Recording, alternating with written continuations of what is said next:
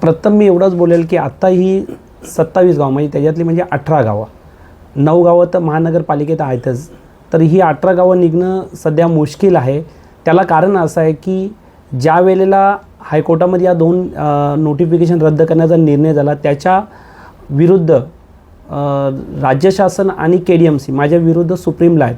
त्यामुळे सुप्रीमला हा मॅटर प्रलंबित आहे. त्यामुळे आता अशी काही मागणी केली तरी ही गावं निघू शकत नाही. दुसरी गोष्ट, निवडणुकीची प्रोसिजर सुरू झालेली आहे. एकदा निवडणुकीची कुठली प्रक्रिया सुरू जर झाली तर असे कुठले फेरबदल करता येत नाही. तिसरी गोष्ट अशी आहे की आत्ता नुकताच सेन्ससबद्दलही डिक्लेरेशन झालेलं आहे. जेव्हा सेन्ससचं डिक्लेरेशन होतो तेव्हा त्या बाउंड्र्या सील होतात.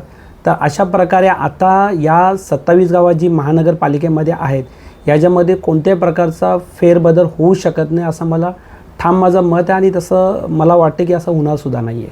तुम्ही याचिका गावं कोणत्याही परिस्थितीमध्ये निघणार नाही. त्याला कारण असं आहे की जेव्हा हायकोर्टामध्ये हे मॅटर चाललं, गावं निघाली म्हणून मी कोर्टात गेलो, त्याच्यावरती एक कोर्टाचा डिसिजन झालं की महानगरपालिकेची कन्सेंट लागते आणि कन्सेंट असेल तरच ती गावा काढता येते.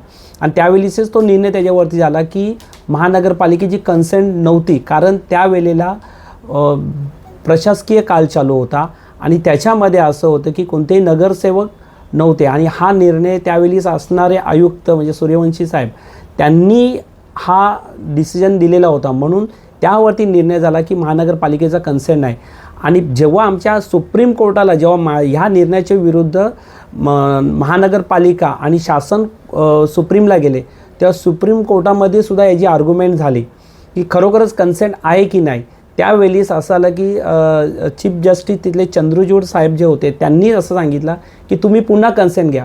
परंतु तेव्हाही कन्सेंट घेता येत नव्हती कारण प्रशासकीय काल होता. आता प्रशासकीय काल असल्यामुळे असा कोणताच निर्णय होऊ शकत नाही कारण त्याला महानगरपालिकेची मान्यता लागेल. तर अशा स्टेजला जर मान्यताच नाही तर ही गावं कधीच निघू शकत नाहीत. निवडणूक बघा, आता निवडणुकी जी डिक्लेअर झालेली ही मल्टीमेंबरवरती एक झालेली आहे आणि त्याच्या विरुद्धसुद्धा मी सुप्रीममध्ये आहे. म्हणजे मी सुप्रीमला 2 केसेस आलो. आता एक क्युरेटिव्हची माझी दाखल करण्याची प्रोसिजर ऑलमोस्ट झालेली आणि तीही दाखल होते. तर ती निवडणुकीसुद्धा सिंगल वॉर्डप्रमाणे व्हावं यासाठीही मी कोर्टात आहेच.